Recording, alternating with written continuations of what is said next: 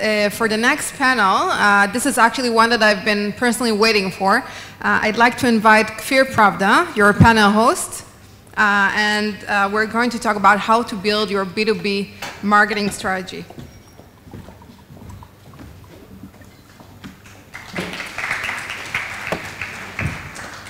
So, to join us, I would like to invite Nick Graham from Huawei and Tanya Amar from Click Software.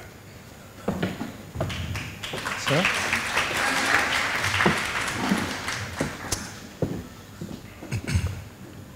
And the goal of this panel is to discuss marketing strategies in 2016. And Guy's presentation was a good way to start this discussion. Before we start, everybody know what Guy thinks and does because of his presentation, but I would like you all to please present yourself and the specific challenges that you see coming up in 2016. So please, Tanya. Okay. Hi, everyone. I'm Tanya Amar. I'm the VP of Marketing for Click Software for the last year. I've been in the high tech for quite a while now. We don't talk about numbers. Many years with nice systems, Converse, Magic Software. Actually, I prefer to talk about opportunities, if you don't mind. So in terms of what's up front of us, 2016 in general, and maybe more specifically for Click. So I think for the last 7, 8, 9 years, we've invested a lot into our automation machine. I think we were really excited as marketing people finally to not be the cost center. We just spend budget, we do branding, PR, nobody knows what's the outcome of that. But now we can prove our business value, and I think that's a great asset. I think we've done it really well. Most of the companies do that, and in Israel we're big adopters of all the technologies, of market automation, Salesforce. But I think while we were doing that, and we were very busy within our own organization, into operation and KPIs and metrics and seeing how we can move the needle of the cost per lead and all these very nitty-gritty KPIs, which is great. Again, we have proven we bring a real value to the pipeline, to the salespeople. We've been a bit swallowed into this, and we became ourselves a bit like the sales, very more short-sighted. This is what we provide. We provide leads, and I think we forgot that marketing is much broader than that, and I want us to have this thing in mind of, okay, 2016, what do we do beyond that? So let's continue doing that very well. I'm not saying to stop, obviously, but let's look at maybe, I think while we were looking into the operation, we lost sight of a very strategic asset of the company, and this is the customer. I mean, we've been, as a marketing organization, much closer to the customer. We kind of left that domain to other pieces in the organization. Sales is much frontline, PS, support. Now we have new functions like customer success, and marketing is a little bit like the back office now. So I'm engaging everyone to take a step forward and put in your budget, in your mix, much more activities that will have a direct discussion, dialogue, engagement with the customers. By doing that, I think we'll understand even much better their behavior. Right now, we kind of do all these models about the personas, and they're just there. We can ask them. So I'm really, in our company, actually, marketing is taking a very strong, and we've been working hard the whole year to work on customer reference programs.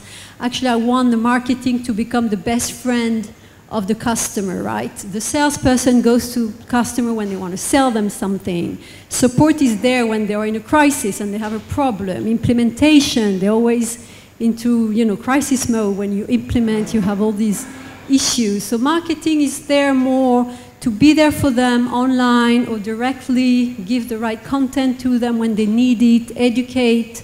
And this is what I engage, and reference program made them heroes. I know probably all of you were at this Salesforce event 2 weeks ago where they have that big campaign, the customer is a hero. We make the customer feel really good, and marketing can drive that. So that's really my opportunity for marketing, taking a more frontline, strategic role in front of the customer.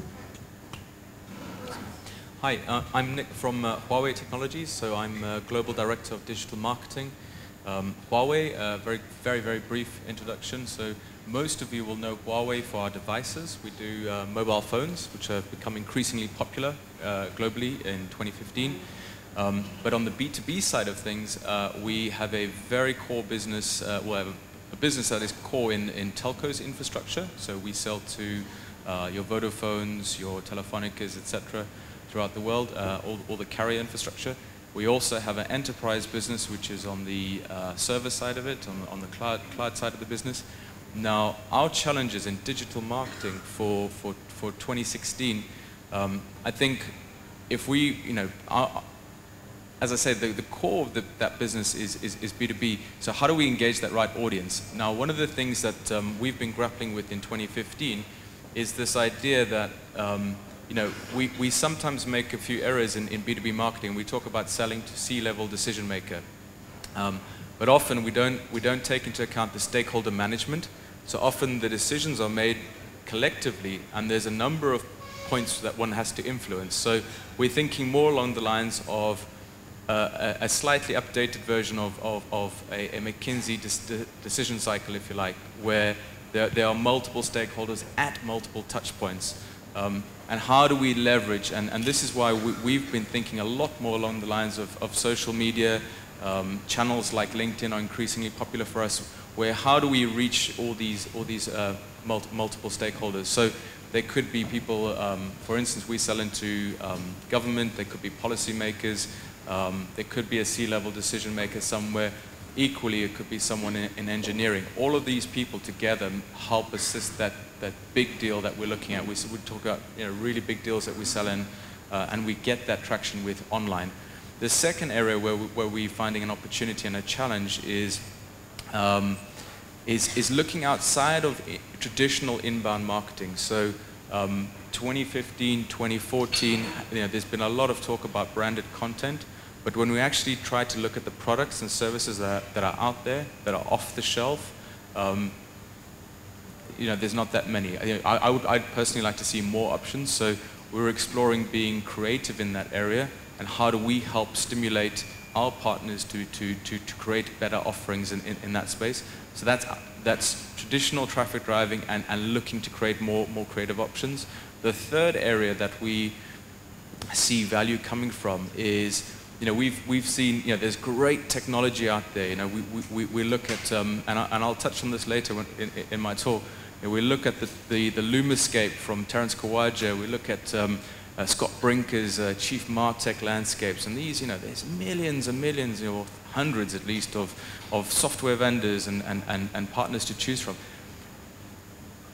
The marketing side, the client side, the people been buying this technology. We are now at the point where we need to create value from that. So I see a lot of value, and I see us coming to a new point in terms of how do we actually pull it all together. We talk about the marketing stack, but I think that's assuming that we stitch the pieces together and value just exists. I think we have to extract the value from the operations, and I think those are my three big areas of focus for 2016. So, well, you already know me. I'd like to take a different approach, as usual.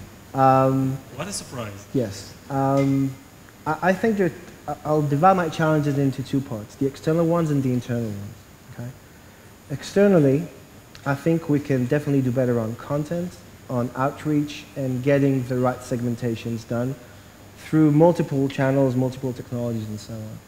But I think one of the key challenges that we see is, as our budgets are stagnant at best or even decreasing, this is an opportunity for us as marketeers to actually reposition the marketing organization from where it is today to where it could be as a really, I call it, strategic element of the company.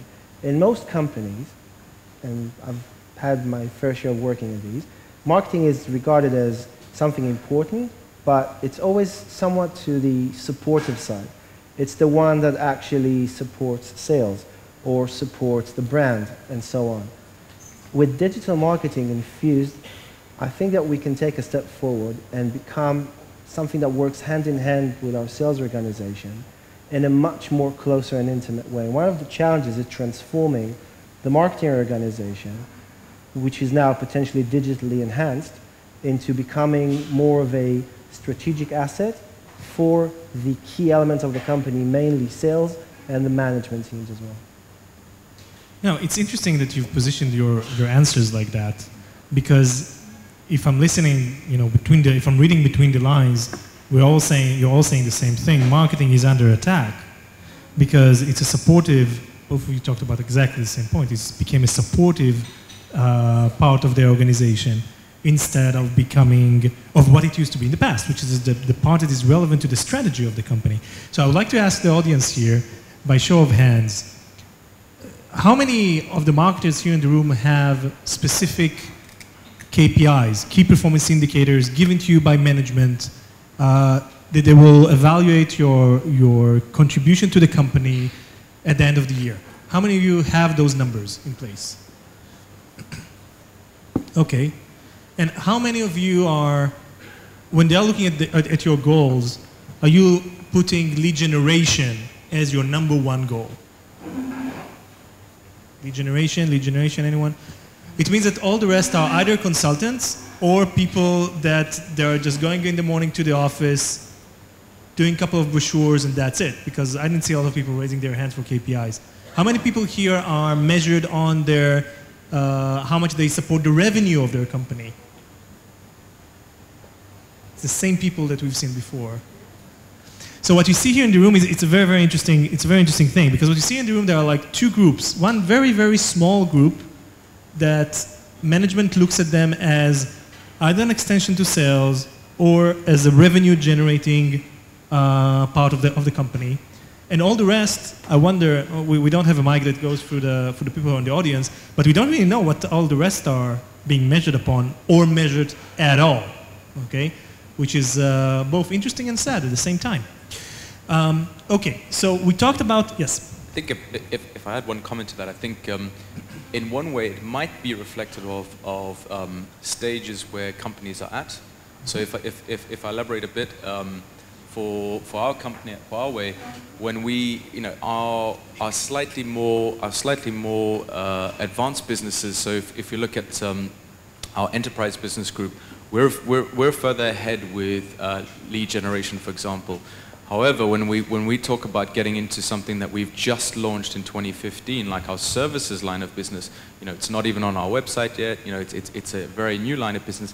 There, we're into the market making phase. We don't have a number for that sort of KPIs. There, what we're trying to do is position the company in the right place, in front of the right people. So it's a different, if we use that old simple version of the funnel, we're at a slightly different stage of the funnel. So sometimes, I'm not so hard on those businesses where there aren't KPIs and direct links with the profit center or something like that. It might be reflective of a stage in a journey. So that's me being a little bit sympathetic to that argument, yeah. Okay, and we're talking about the fact that marketers need to prove their value in some companies, right? Let's talk about how exactly we're going to do that, okay? But I would like to take it from a direction of channel mix. I mean, you touched it a lot in your presentation. We see it a lot with a lot of our clients. Budgets are not increasing. By the way, this is something that is unique to the Israeli market. A Gartner research that was done, companies that have $500 million and up kind of budgets are planning to increase their budgets in 2016. But here in most of the companies that are, even though they are international, they are operating from Israel, which is the most of the audience here, we still see the challenge that the guy was talking about. We see it with other clients as well, that at the end of the day, they don't have, they are requested to do more with less money. Yeah, I want to comment on that also from the same point of view of we've been doing volume. So the moment you talk about automation, we talk about mass mailing, syndication, going out there with a very big net, hoping to bring in all these leads, and we were measured on number of leads, for example. From my point of view, it's not interesting, right? I'm not looking at the volume and having all this machine working at generating all this volume, and because the budget are getting slimmer, and I agree with you, reports show that globally they're increasing from a 4% to a 7% of revenue. I don't know if any one of us here have a budget of that size of 7% of the revenue. So I'm not there even, and I'm sure many of us are very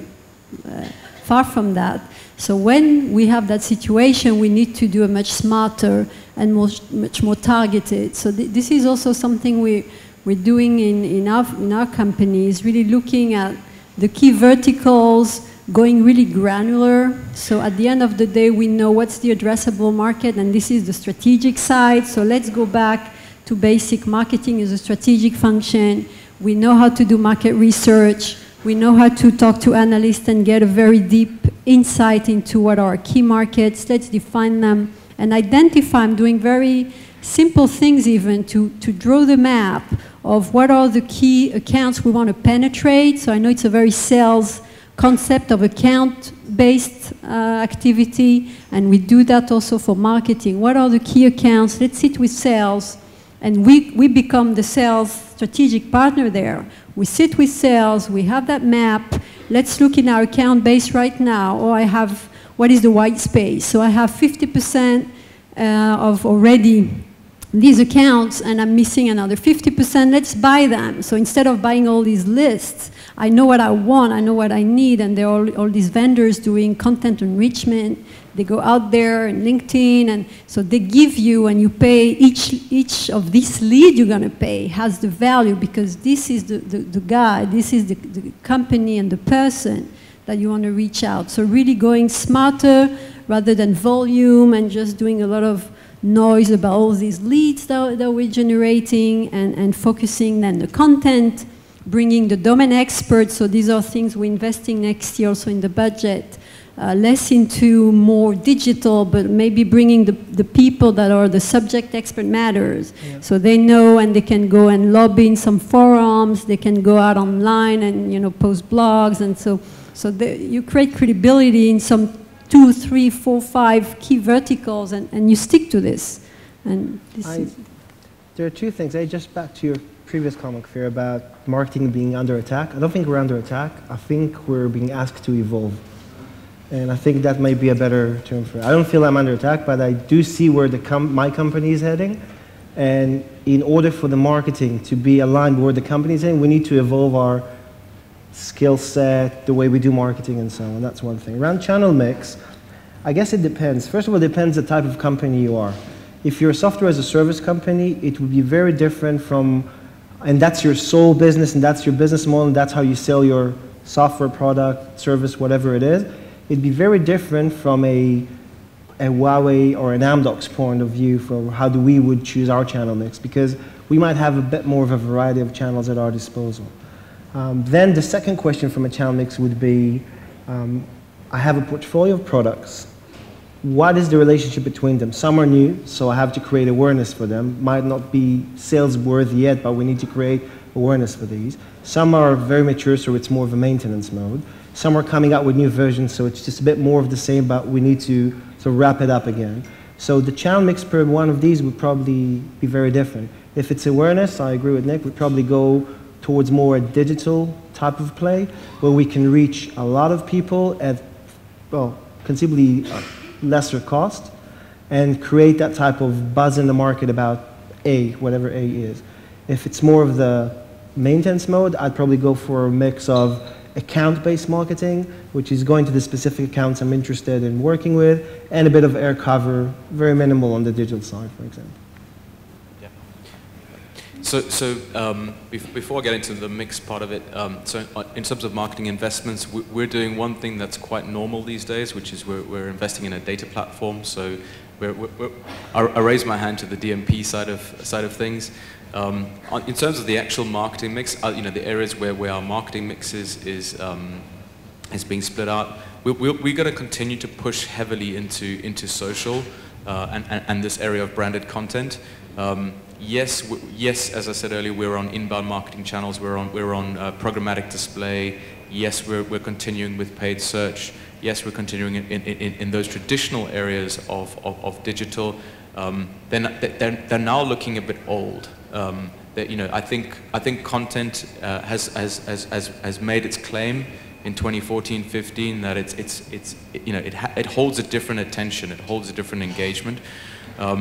building on that, though, we're looking at influencer outreach. So again, how do we reach again those hard to reach segments? So your policymakers, your analysts with particular interests or spheres of reporting. These kind of areas are very non-traditional, but they're huge value for, as you try to shift the market in certain directions or grow it in particular directions. The other thing that I wanted to touch on is from a marketing mix perspective, we also heavily attach our campaigns to real life events. This is something that Huawei also run a number of big telco events. Mobile World Congress is one classic example that we're a key stakeholder in. So what we look to do is, we look to amplify that. We look to shape our message through these events and use that as stimulus. We've proved, and we have some interesting proprietary data on this. We've proved that in 2015 that this works as a combination. So that branded content, social plus live event. The two together, definitely equal 3. As opposed, there's some great synergies there. So, I think in terms of the mix and what we're looking at, it's much more about experimenting and finding new formats. This is where we have an appetite. Well, just said that for the new channels with different mixes, you'd probably want to look also at different types of new content, ways of publishing, how you do things. The classic textual blog, going to a call to action, moving to an asset that is gated that you have then to basically download is one way, but more around podcast, videocast. Video, if content is king, then video is emperor, okay? And by creating a lot of video enhanced type of communications, you can go further down the line of enhancing and engaging your customers as well. Hey, so another interesting point you just raised, you're talking about marketing needs to evolve. You were talking about marketing going back to basics. And in a sense, what we see in 2016 is probably going to be exactly the same thing, right? Because it seems like in 2014, 2015, marketers were being pushed more and more to provide value by bringing in marketing qualified leads, meaning an extension of sales. While we're saying, hey guys, you need to remember there are personas, your messages need to deliver them in specific ways. Now our job as marketers is way more complex. We have more channels, we have more content types, we have less money, we still need to go to events. We are a digital marketing company, and this quarter alone, we were involved in 3 live events, even though we're a digital marketing company, because you just have to have this kind of mix, having events, having digital work, having the salespeople actually talking with customers. You can't just say, as you said in your presentation also, Guy, let's kill all this live stuff and let's go completely digital. Let's say we have 12 minutes, around 10 minutes, okay? What is the secret sauce for next year, in your opinion? Let's say that you had your boss will come to you and say, you have the ability to get $1 million to finance one initiative, okay? And this initiative will be, it's going to be your call to fame, right? Your claim to fame. This is going to be the thing that you will say in every presentation, next year B2B Summit in Israel. You're going to say, this is the case studies you're going to show on stage. So money, let's say that money is not an issue, okay? What will be the one initiative that you believe in your markets, in your positions, or if you look in general in B2B marketing, not necessarily things that are relevant to your business, what will be the one initiative, one thing that you will invest money in order to make a real dent in the market? Not just increase the amount of leads by X, but a real dent in the market. I will start with Tanya because now she has an amazing answer for this specific question. An amazing one. So it will let all the other people in the panel to think about. Okay, I don't have $1 million, but I have the program for next year, which we believe is going to be very critical for the success and to bring the new prospect in. So instead of working so hard to convince anyone with our own message, with our own marketing, videos, personalized, I agree, there are a lot of things we can do, but I think there's nothing better than our customers, the word of mouth. So this is the big thing in B2B, and B2B very soon is going to be obsolete, I believe. B2B, B2C, it's going to be P2P, person to person. People want to hear from someone else that has done something similar, hopefully in the same industry. People are very conservative, I realize, so it's hard for them to project themselves if they're a utility customer and it's retail, so they're like, oh, we're different. And so they like to talk to peer that are in the same industry, that are facing the same type of issues, and have from them. They don't want you to be involved, so you're just here to, get them in a room, online, whatever, not necessarily physically, but physical has a big impact as well, and bring that ecosystem of these ambassadors, these heroes, whatever you call them. We call them the leaders. We're launching a big plan of a leaders club. Make it very exclusive. Give everything you can to these customers who are ready to do that extra mile for you and talk there on online, in social media, in your conference. There are the guys who are gonna, they work for you. They're gonna work for you if you do it right? If they feel they have a lot of value they can get out of it, their social capital is gonna rise because they're gonna be I've seen that in LinkedIn in many, I think even on yours, right? You are an ambassador, I don't know, you call you represent, and your pride even, your pride in being an example for your peers of doing things very well with the system, with the solution you've bought, and they just do it for you. So I would say really put the emphasis on making your customers stars, put them out there, help them having their blog, write for them if needed, give them all the assets so they can shine, and they will shine by talking about your products and solutions. I'll see you and raise you one. I think this is a reference program, an ambassador program is probably a good bet. I would try to expand it a bit, in the sense that, in the telecom industry, while it's a huge industry, it's a fairly small community. So how do I get people to hear about my company or about what we want to say about our messaging, as you said, not through me, but through someone else? One of them is customers. The only issue or the challenge is that sometimes those customers are perceived as being the ones that talk about you, but they're already your customers, so they're somewhat biased. Less than you as a company, but they're still on this bias scale.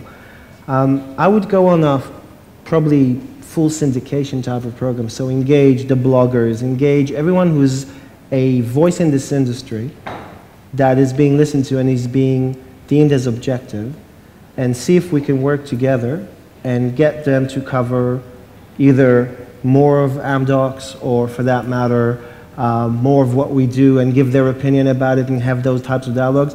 And then you really resonate across the different markets in a big way, because wherever you'll go, someone's going to write about it. Now, I'm not sure if $1 million would cut it or not. We'd probably have to negotiate a bit, but I think that honestly, when you look at a full-blown expansion, if you want to be heard in the market, it's easier to do it by others talking about you, and the more the merrier, and anything which is not paid media. I don't want to pay the press to talk about me. I don't want to pay analysts to write papers about me. I want to actually have real people who are impressed by what we do share their thoughts across the different elements in the market. So one of the underlying themes here, which I fully agree with, is getting more content online. That could come from bloggers. It could come from our own sources. I think this is a key initiative. I think most organizations I've spoken with have struggled with content. There's just not enough good content out there. So on that P2P side of things, and building on this, I would say it's not necessarily, that's definitely upper funnel consideration. It's the comms area that's definitely a focus. So the blue sky, blue ocean kind of moment, it's not necessarily a hard focus on MQL. It's that upper funnel side of things. So we now had a conversation with an agency partner the other day, and they had this metaphor of softening the market beforehand. It's classic. It's classic thinking, but it's it's really, in terms of B2B, when we talk about these ideas of market making or shaping industry, then softening markets is you know, it does work as an image. In terms of you know, what would I do for that, you know, with the $1 million in terms of just, you know, free reign, you know, firstly, I do what I always do. I take a look at our organization and I say, am I solving for a real opportunity here? I'll give you 2 examples. In 2015, you know, wireless for us is a huge opportunity. So we set up a forum in Hong Kong, and we pushed that quite heavily. We did so, you know, I can't disclose numbers, but we did so for a lot less than $1 million. And you know, we pushed this through social media, and it did phenomenally well. So pick the right area of business. Our business leaders in that division were very, very happy with the types of engagement we drove, the types of opportunities that came out of it.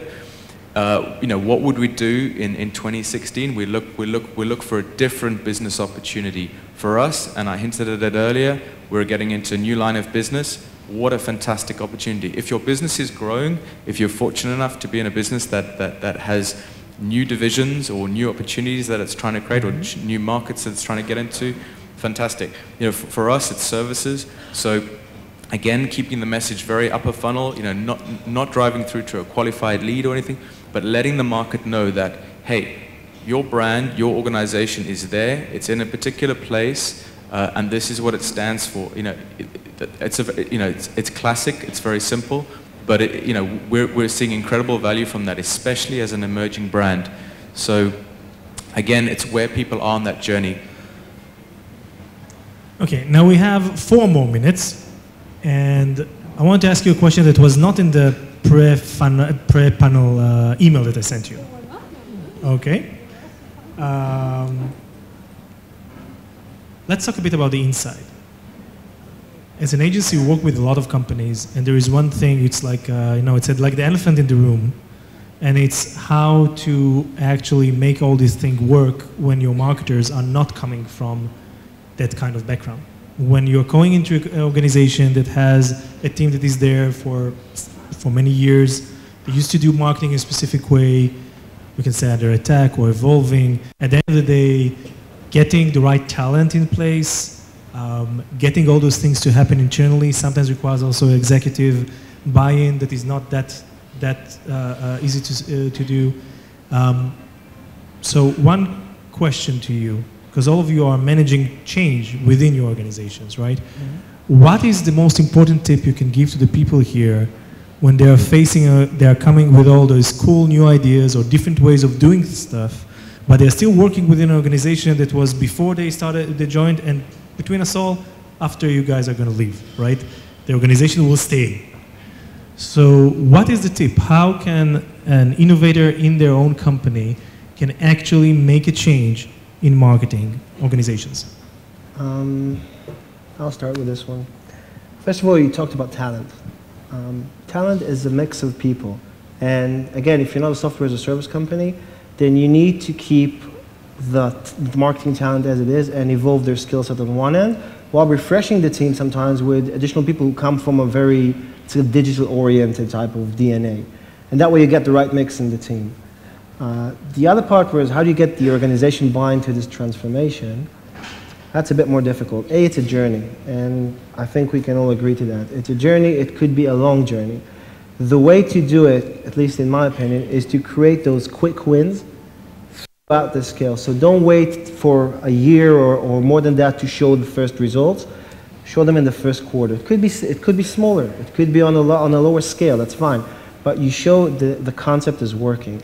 And once you get it working, you get people excited about it, you get their buy-in, then as you move along, it actually opens up more and more opportunities. At the end of the year, you already have 3, 4, 5, 6, 7, whatever successes. It's easy then to come back and say, guys, look, this program's working.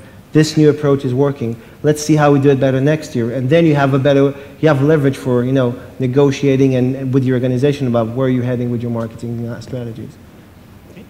Yeah, maybe I want to share also from Click Software point of view. So we are in a huge evolution for the company having been a veteran for 25 years as an on-premise. solution. We're moving to becoming a fully cloud SaaS model, so this is revolutionary. And the same people, we have very long-term people, senior people in the company, and what we've been doing actually is a bottom-up process of really getting, first of all, we surveyed the employees to understand, what they feel works, what doesn't work, where we should, move on and how we should evolve. And we are bringing all the results of this survey into some working groups that are really roots, grassroots, people that have very middle management as lower management positions to discuss and think together what are the real issues and how would them, because they're going to do that afterwards, they're going to implement the changes. What would they do to make the company evolve to the right direction? So I'll keep it short. First thing I'd say, just two quick things. One, I think having the right team is really important, but I also think as much as we can try coach people, we can get vendors, suppliers, partners in to help train. I think digital is different. So I think to master digital marketing, it's to go beyond KPIs, to go beyond the basics. And this I think is very difficult for some people. So some days I'm optimistic that we can retrain people. Other days I think it's a wholesale exchange of team. I think that's where I tend, sadly. The second point I'll make quickly is, effectively that forms part of the same type of thinking. In organizational theory, we talk about a learning organization. So, never before has this been more relevant. It's continuous learning. It's a cliche, but it's very hard to achieve because it costs businesses a lot. Learning and development programs are not cheap, and I see lots of organizations, and the ones I speak to at events and conferences, I think a lot of organizations are struggling with this. So those are two important things. Okay, thank you very much. We're actually way beyond our time, but I enjoyed very much. There was a lot of very, very good points here, which basically means that we're both under attack and going back to basics, which sounds very, very challenging. Smarter. Thank you very much. Thank you. Thank you.